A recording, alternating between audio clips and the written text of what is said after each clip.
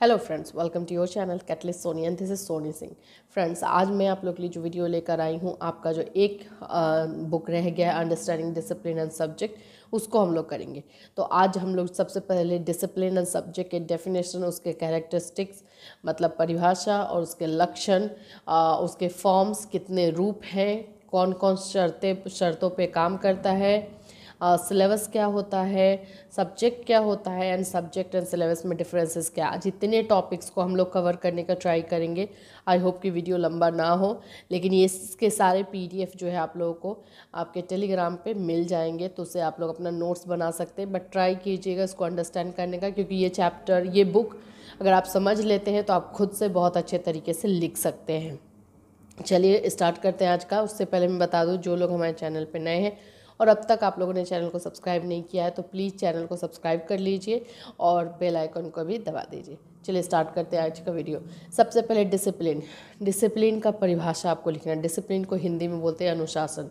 अनुशासन क्या होता है? अनुशासन एक ऐसा बोल सकते हैं कि प्रोसेस है, एक ऐसे काम करने का तरीका है जिसमें हर चीज़ जो है आपको नियम के अंतर्गत करना होता है। तो इसमें अनुशासन एक संगठित निकाय है, एक मैनेज्ड वे में एक प्रोसेस है जो कि आप किसी गोल को हासिल करने के लिए, किसी लक्ष्य को हासिल करने के लिए उससे आप हेल्प लेते हैं, तो वो अनुशासन है। यहाँ पे अनुशासन का एग्जैक्ट अगर परिभाषा में बताऊँ, अनुशासन ज्ञान का एक संगठित निकाय है जिसकी विशेषता एक डोमेन, एक विधि और एक परंपरा है। तो मैं इसको इंग्लिश में ही करती हूँ। आप लोग को हिंदी इंग्लिश दोनों में पीडीएफ मिल जाएगा, तो आपको टेंशन की बात नहीं है, लेकिन ज़्यादा बेटर होता है इंग्लिश में समझना, क्योंकि कॉमन लैंग्वेज जो हम लोग यूज़ करते हैं बोलने में, वो मोस्ट ऑफ चीज़ें इंग्लिश की ही होती है। देख सकते हैं, जैसे कि मैं आपको बताई कि एक मैनेज वे में, एक ऑर्गेनाइज्ड वे में एक जो प्रोसेस होता है जिससे आप किसी लक्ष्य को, किसी मोटो को अपने हासिल करने के लिए उस प्रोसेस को अपनाते हैं, उसको डिसिप्लिन बोलते हैं। इंग्लिश में discipline is an organised body of knowledge characterised by a domain, a method and a tradition. तो एक ऐसा प्रोसेस, एक ऐसा ट्रेडिशन होता है जिसको आप अपनाएंगे किसी गोल को हासिल करने के लिए। तो ये हुआ इसका ऑफिशियल या बुकीज लैंग्वेज का डेफिनेशन जो। लेकिन अगर बुकीज लैंग्वेज का डेफिनेशन नहीं भी आता हो तो आप लोग खुद से भी लिख सकते हैं कि एक ऐसा तरीका है, एक ऐसी प्रक्रिया है जिसमें नियमों के तहत हम लोग कुछ अपने गोल को, अपने लक्ष्य को प्राप्त करने के लिए इसका हेल्प लेते हैं। इस तरह से आप खुद से भी लिख सकते हैं। चलिए एग्जाम्पल में भी है, the meaning of discipline refers to a branch of academic study. तो यस ऑफकोर्स, जो ये डिसिप्लिन होता है वो एक स्टडी या फिर आप बोल सकते हैं कि एजुकेशन का एक ब्रांच है। उस ब्रांच के तहत आप अपने गोल पे पहुंचते हैं। तो ये एक ऐसा प्रोसेस है जिसको अपनाने से आपका नॉलेज हासिल करने में इजी हो जाता है, वो आपके लिए एक इजी वे बना देता है। ठीक है, अब स्टार्ट करते हैं। इसका लक्षण क्या है, कैरेक्टरिस्टिक्स क्या हैं इसके। तो देखिए, सबसे पहले कि हर डिसिप्लिन का अपना अपना हिस्ट्री है। Every discipline has a history, each discipline has a certain domain of knowledge. ये एक आप बोल सकते हैं कि डोमेन ऑफ नॉलेज भी है, जो कि आपको नॉलेज प्रदान करता है, नॉलेज देता है। अब नॉलेज किस किस तरह के होते हैं? नॉलेज आपको कॉग्निटिव हो सकते हैं, साइकोमोटर हो सकते हैं, फैक्टिव हो सकते हैं। इस तरह की आपको नॉलेज प्रदान करता है डिसिप्लिन। जैसे कि आप, मैं एग्जांपल से आपको बता दूं कि आप सोचिए कि आप पुलिस की जॉब के लिए जा रहे हैं, तो आप ऑफकोर्स अपना रनिंग अपने फिज़िकल वे में, साइकोमोटर आपको अपने आप को रेडी करेंगे फिज़िकल वे में। तो वो कैसे करेंगे? तो एक प्रॉपर डिसिप्लिन चार्ट बना करके, एक डाइट चार्ट बना करके, और उसको आप प्रॉपर वे में, प्रॉपर रूल के साथ उसको फॉलो करेंगे।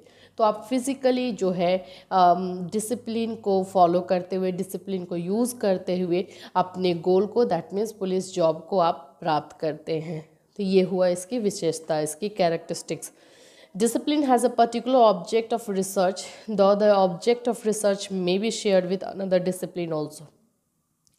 इसका ऑफकोर्स आपको एक पर्पस होता है, जिस पर्पस को आप पाने के लिए करते हैं। कभी कभी होता है कि आप पर्पस नहीं पाते हैं, लेकिन दूसरा कोई मोटो, दूसरा कोई पर्पस उसके थ्रू आपको मिल जाता है। तो ये हुए डिसिप्लिन के कैरेक्टरिस्टिक हैं। तो अभी 4-5 और जिसको आप कर सकते हैं। फिर आइए बात करते हैं, मेन है फॉर्म्स ऑफ डिसिप्लिन। डिसिप्लिन के रूल, अनुशासन के कितने रूप होते हैं। मैं आपको बता दूं कि ये क्वेश्चन जैसे फॉर्म्स ऑफ डिसिप्लिन, इसमें एक एक डिसिप्लिन पे नोट्स लिखने, शॉर्ट नोट्स लिखने के लिए आ सकता है। तो हर एक डिसिप्लिन को बहुत अच्छे तरीके से समझिएगा, सीखिएगा, उसके बाद इस पे अपना वर्ड, अपना सेंटेंस आप यूज़ कर पाएंगे। तो फॉर्म्स ऑफ डिसिप्लिन में 4 फॉर्म्स ऑफ डिसिप्लिन है। फर्स्ट है बेसिक डिसिप्लिन, सेकेंड है अप्लाइड डिसिप्लिन, थर्ड है मल्टी डिसिप्लिनरी और फोर्थ है इंट्रा डिसिप्लिनरी। अब ये चारों कौन कौन से हैं मैं अभी आपको समझा देती हूँ। पहला जो है बेसिक डिसिप्लिन। बेसिक डिसिप्लिन जिसको हिंदी में हम लोग बोलते हैं मूल अनुशासन। मूल अनुशासन क्या होता है, इसके अंतर्गत जो आते हैं मेन सब्जेक्ट्स के नॉलेज आते हैं, बेसिक कॉन्सेप्ट्स आते हैं, उसको हम लोग बोलते हैं। जैसे कि इसका अगर हम वर्ड टू वर्ड जाएं बाय बुक, कुछ विषयों में अवधारणाओं को अपने नेटवर्क हैं जो प्रकृति में विशिष्ट और अद्वितीय है, ऐसे विषयों को बुनियादी अनुशासन कहा जाता है। तो कुछ ऐसी नॉलेज हैं जो कि बेस होते हैं, जो कि आपको मतलब स्टार्टिंग से जो नॉलेज देते हैं related to that particular subject, तो उसको हम लोग बोलते हैं बेसिक डिसिप्लिन। और ये बेसिक डिसिप्लिन कैसे होता है, जैसे कि आप मान लीजिए मैथ्स पढ़ रहे हैं या फिर आप इंग्लिश पढ़ते हैं या इकोनॉमिक्स पढ़ रहे हैं, जो भी सब्जेक्ट आप पढ़ रहे हैं उसमें आपको पूरा बेसिक समझाया जाता है। तो ये इसको हम लोग बोलते हैं बेसिक डिसिप्लिन, जिसको हम लोग हिंदी में बोलते हैं बुनियादी मूल अनुशासन या बुनियादी अनुशासन, 2 नामों से इसको जाना जाता है। दूसरा हमारा जो है अप्लाइड डिसिप्लिन। अप्लाइड डिसिप्लिन जिसको हिंदी में बोलते हैं लागू अनुशासन या क्षेत्र। लागू अनुशासन या क्षेत्र, जैसे कि नाम है इसका लागू अनुशासन, मतलब कि इसमें जो है बेसिक डिसिप्लिन से आपको जो नॉलेज मिल रहा है, आप बेसिक डिसिप्लिन से जो नॉलेज आप गेन कर रहे हैं वो आप इसमें अप्लाइड डिसिप्लिन में यूज़ करते हैं। तो जो भी चीज़ों से आपको बेसिक नॉलेज मिला हुआ है उसको आप जब यूज़ करेंगे तो उसको हम लोग बोलते हैं अप्लाइड डिसिप्लिन या फिर लागू अनुशासन।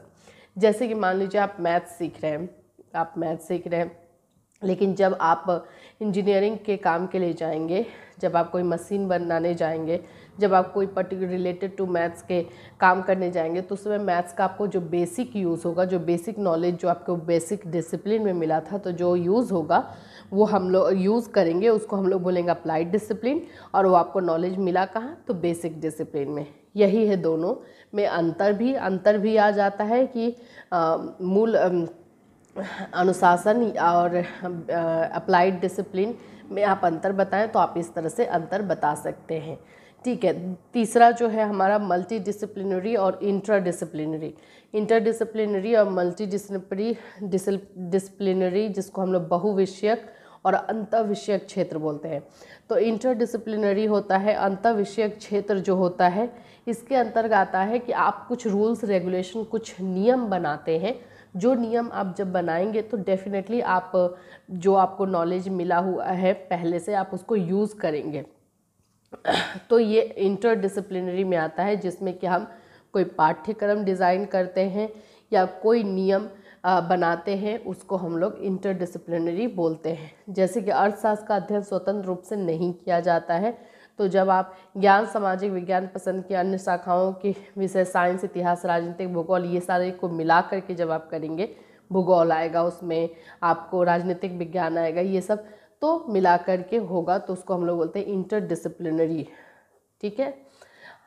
ओके, नेक्स्ट हमारा है मल्टी डिसिप्लिनरी, जिसको हम लोग बोलते हैं बहुविषयक क्षेत्र। बहुविषयक क्षेत्र में जो हमारा आता क्या है कि मल्टी डिसिप्लिन, जैसा कि नाम ही है, उसमें जितने डिसिप्लिन अभी तक आप लोगों ने सीखे, मतलब बेसिक, अप्लाइड और इंटरडिसिप्लिनरी, अभी तक आप लोगों ने डिसिप्लिन सीखे हैं, वो सारा सभी का यूज जो है मल्टी डिसिप्लिनरी में होगा।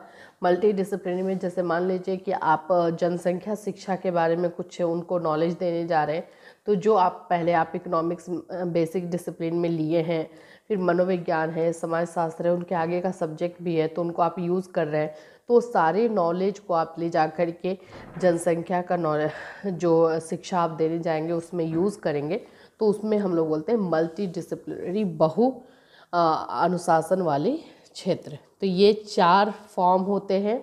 ये 4 फॉर्म किसके हैं? ये 4 फॉर्म है अनुशासन के, डिसिप्लिन के। आज हम लोगों ने क्या definition of discipline, characteristics of discipline और फॉर्म्स ऑफ डिसिप्लिन।